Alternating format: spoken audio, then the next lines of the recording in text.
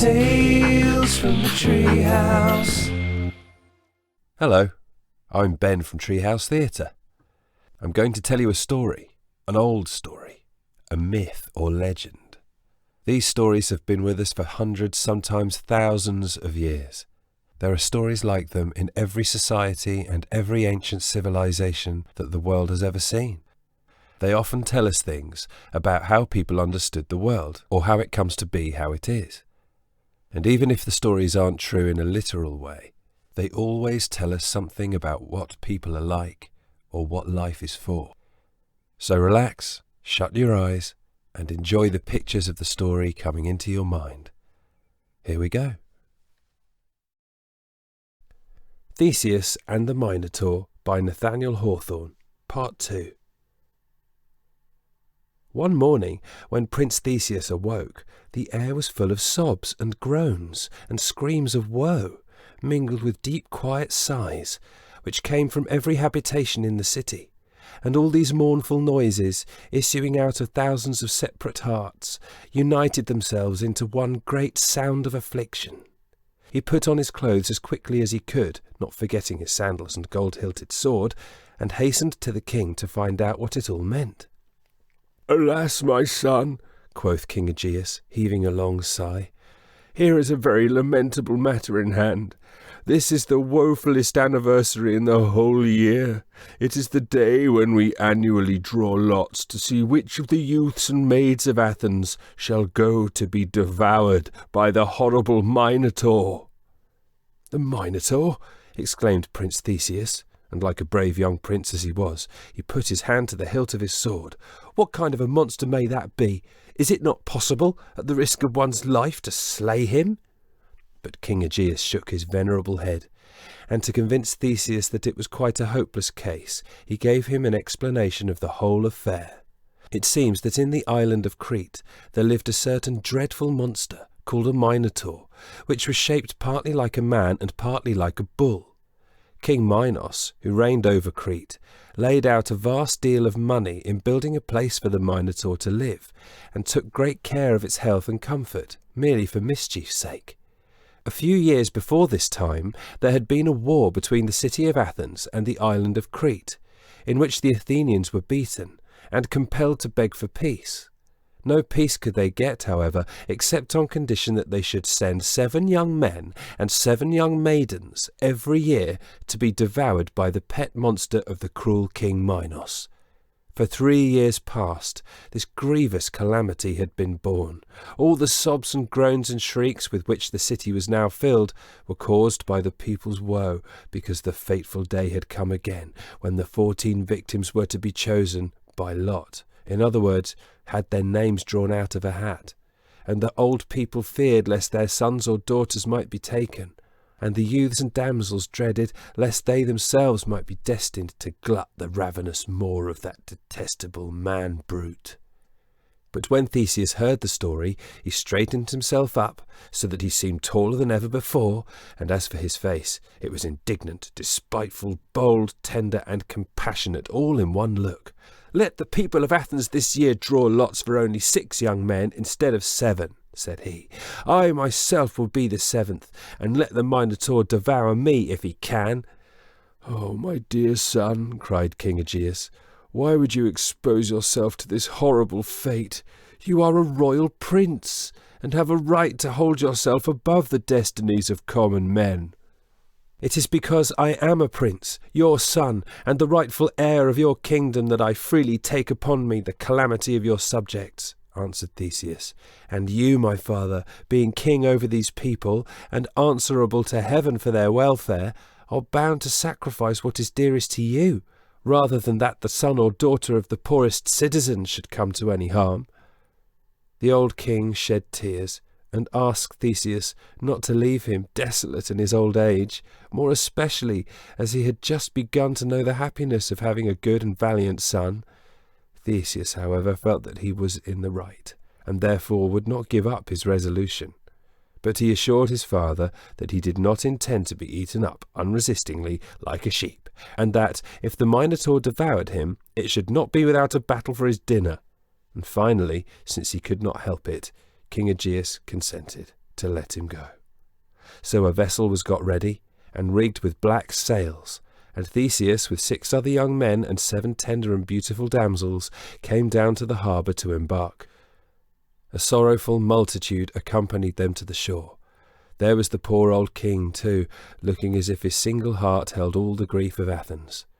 Just as Prince Theseus was going on board, his father thought to himself of one last word to say. "My beloved son," said he, grasping the prince's hand, "you observe that the sails of this vessel are black, as indeed they ought to be, since it goes upon a voyage of sorrow and despair.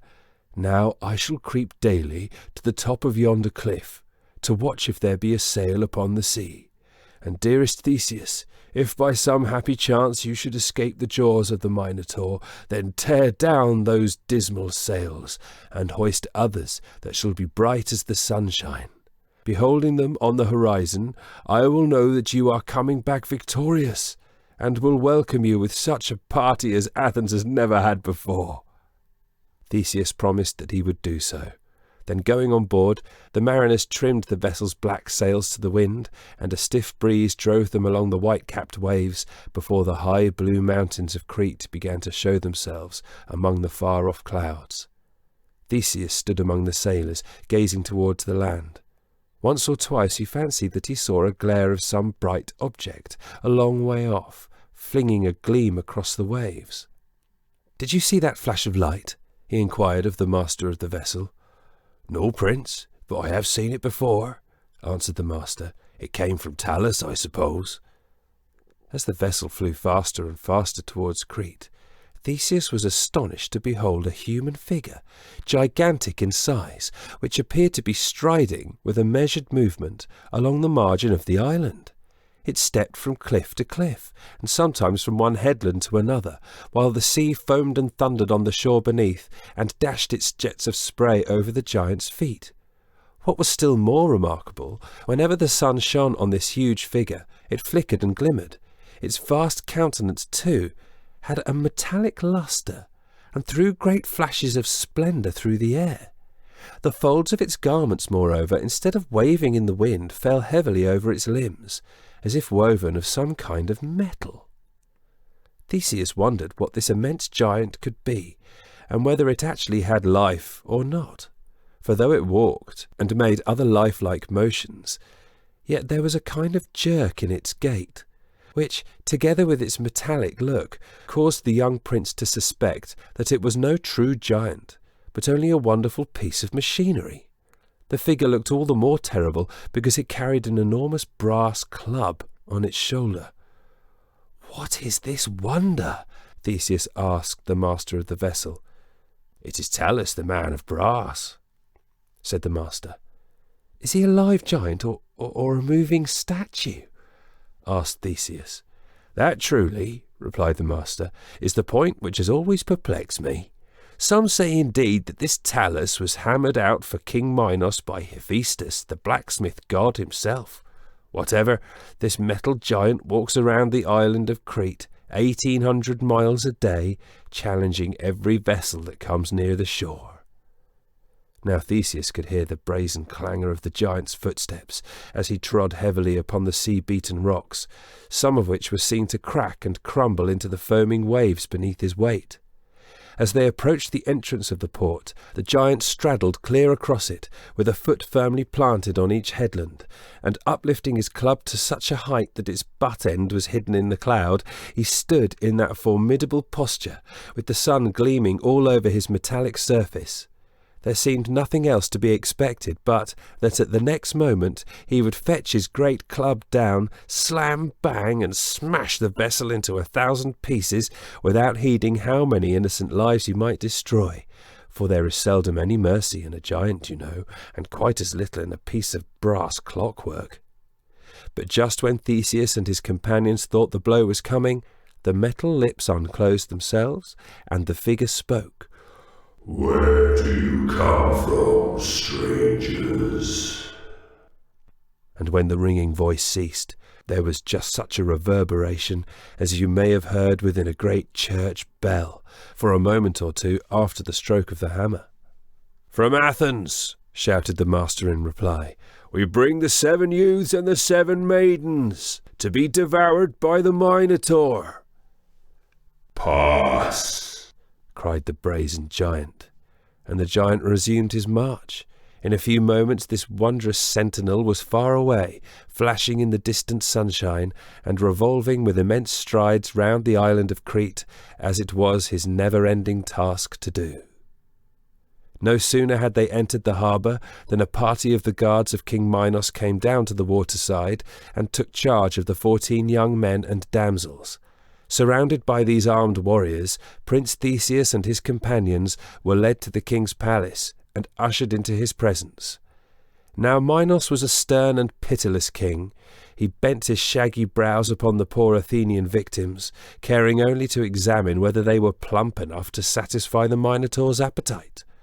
One after another, King Minos called these pale, frightened youths and sobbing maidens to his footstool, gave them each a poke in the ribs with his sceptre to try whether they were in good flesh or not, and dismissed them with a nod to his guards.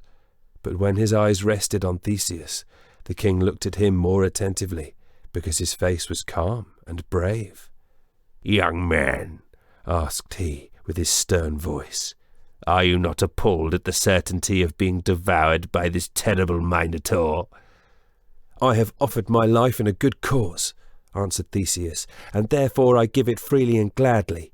But you, King Minos, aren't you yourself appalled, who year after year has done this dreadful wrong by giving 7 innocent youths and as many maidens to be devoured by a monster, sitting there on your golden throne and in your robes of majesty? I tell you to your face, King Minos, you are a more hideous monster than the Minotaur himself." "Aha! Do you think me so?" cried the king. "Take them away, guards. Tomorrow morning let this free-spoken youth be the Minotaur's first morsel." Near the king's throne, though I had no time to tell you so before, stood his daughter, Ariadne. She was a beautiful and tender-hearted maiden, and looked at these poor doomed captives with very different feelings from those of the iron-breasted King Minos. She really wept indeed at the idea of how much human happiness would be needlessly thrown away. And when she beheld the brave, spirited figure of Prince Theseus, bearing himself so calmly in his terrible peril, she grew 100 times more pitiful than before. As the guards were taking them away, she flung herself at the king's feet, and besought him to settle the captives free, and especially this one young man. "Peace, foolish girl," answered King Minos. "What have you got to do with an affair like this? It's beyond your weak comprehension. Go and water some flowers." Theseus and all the rest of the captives were now led away and clapped into a dungeon. The 7 maidens and 6 of the young men soon sobbed themselves to sleep, but Theseus felt conscious that he had the responsibility of all their lives upon him, and must consider whether there was no way to save them, even in this last extremity.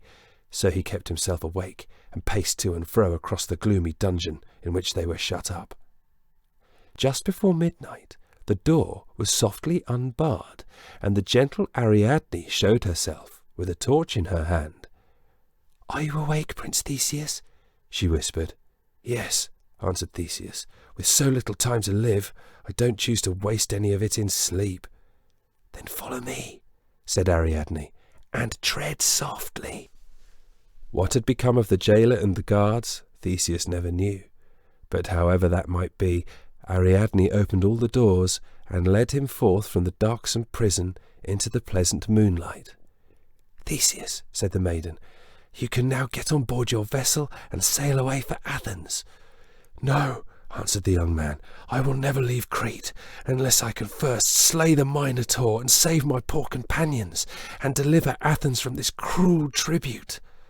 "I knew this would be your resolution," said Ariadne. "Come then, with me, brave Theseus.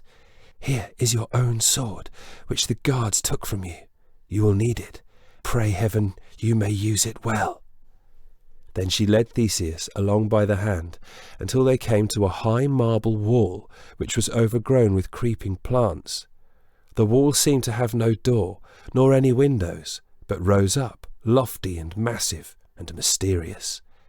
Nevertheless, Ariadne did but press one of her soft little fingers against a particular block of marble, and though it looked as solid as any other part of the wall, it yielded to her touch, showing an entrance just wide enough to admit them. They crept through, and the marble stone swung back into its place.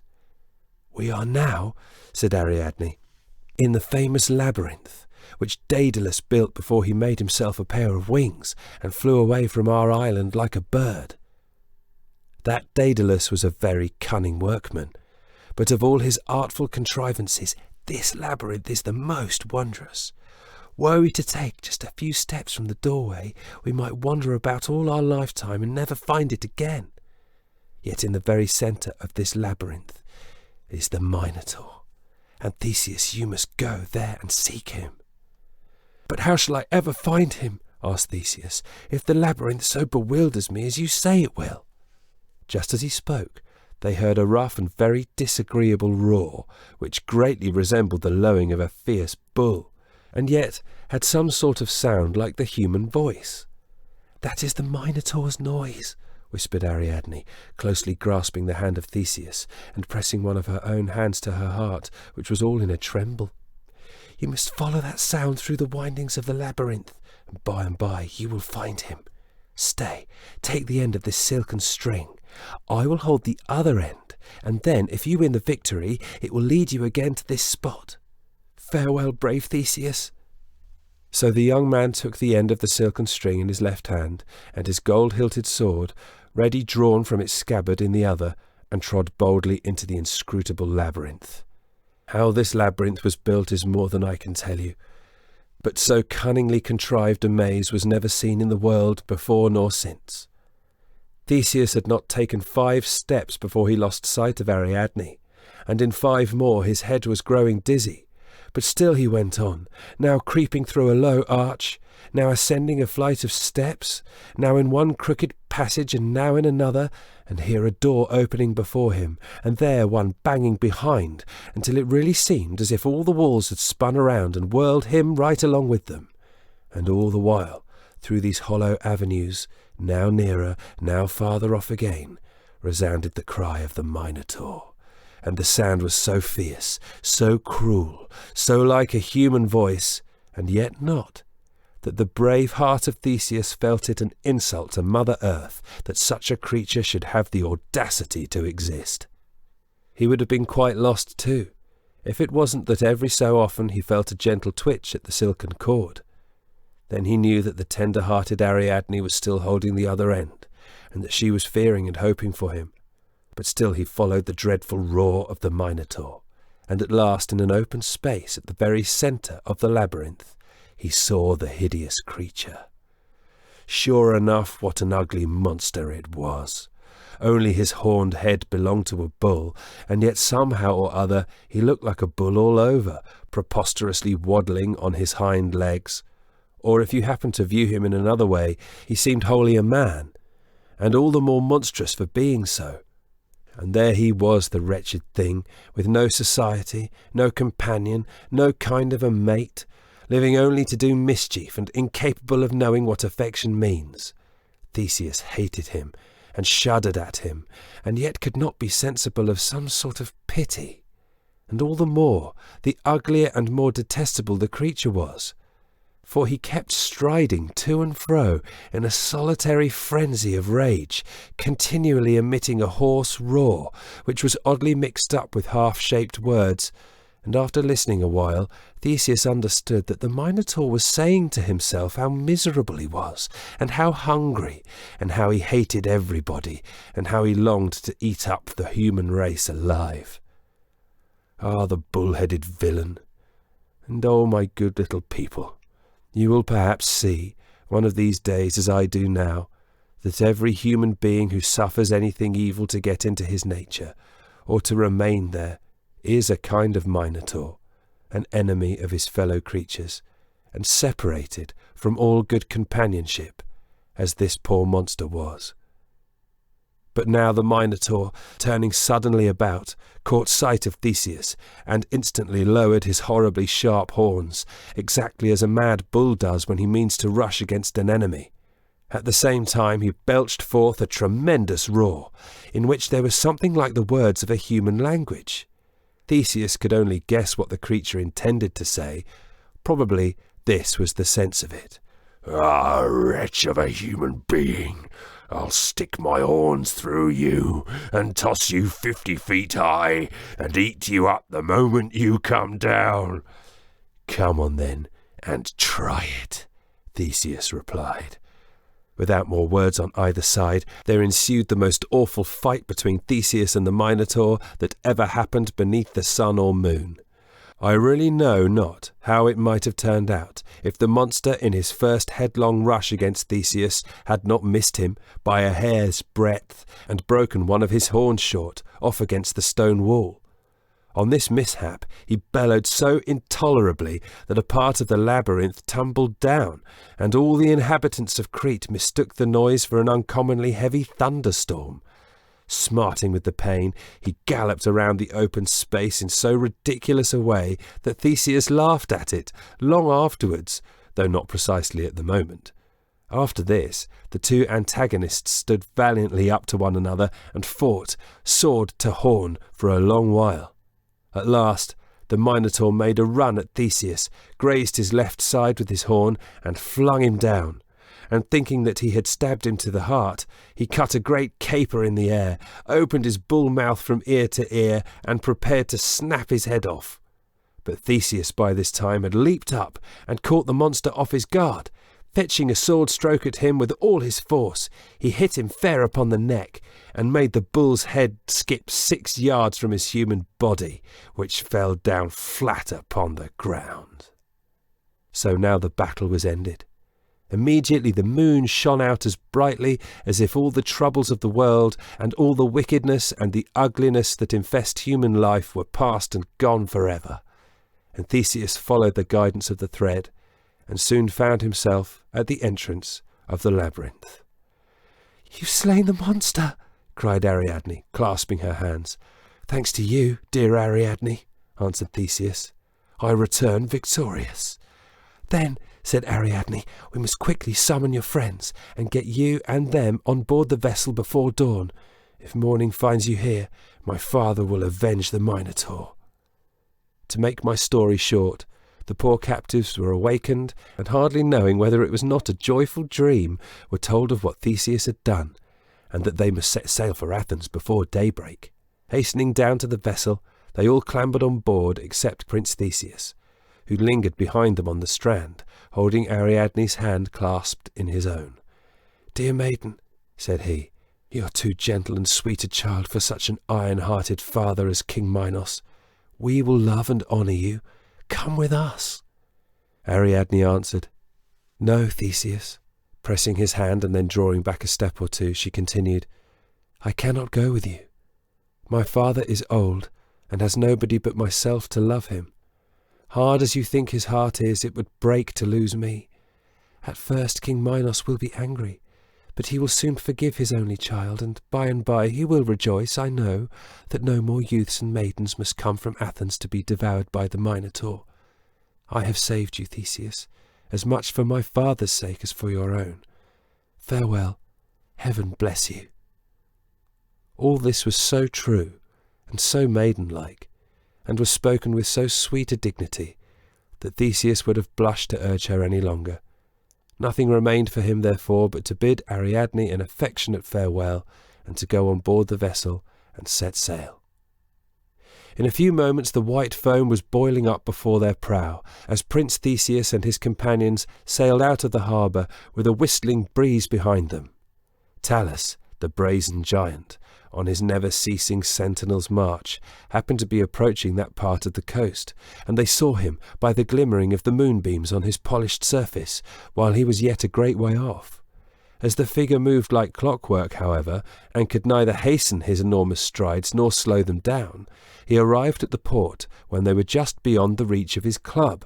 Nevertheless, straddling from headland to headland as his custom was, Talus attempted to strike a blow at the vessel, and overreaching himself, tumbled at full length into the sea, which splashed high over his gigantic shape as when an iceberg turns a somersault.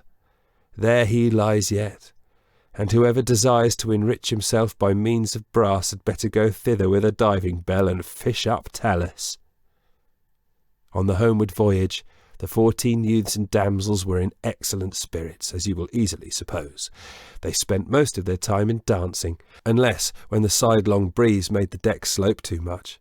In due season they came within sight of the coast of Attica, which was their native country, and here, I am grieved to tell you, happened a sad misfortune. You will remember what Theseus unfortunately forgot, that his father, King Aegeus, had enjoined upon him to hoist sunshiny sails instead of black ones, in case he should overcome the Minotaur and return victorious.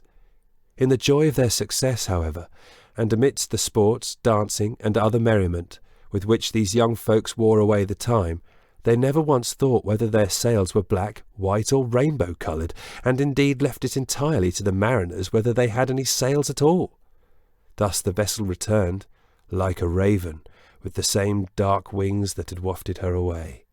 But poor King Aegeus, day after day, infirm as he was, had clambered to the summit of a cliff that overhung the sea, and there sat watching for Prince Theseus, homeward bound. And no sooner did he behold the fatal blackness of the sails than he concluded that his dear son, whom he loved so much and felt so proud of, had been eaten by the Minotaur. He could not bear the thought of living any longer, so King Aegeus merely stooped forward and fell headlong over the cliff, and was drowned, poor soul, in the waves that foamed at its base. This was melancholy news for Prince Theseus, who when he stepped ashore found himself king of all the country, whether he would or not, and such a turn of fortune was enough to make any young man feel very much out of spirits. However, he sent for his dear mother to Athens, and by taking her advice in matters of state, became a very excellent monarch, and was greatly beloved by his people. And that's the end of my tale, as Nathaniel Hawthorne put it, mostly, and if there's a fib in it, I'm off home to bed. I hope you enjoyed our story today. If you want more, just subscribe to our YouTube channel, or our blog. And if you'd like to draw or paint a picture to go with the story, we'd love to put it on the video or on the website. So please share it with us by taking a photo and sending it to treehousetheatre.com, or you can share it with us on our Facebook page. So until next time, cheerio! Tales from the Treehouse.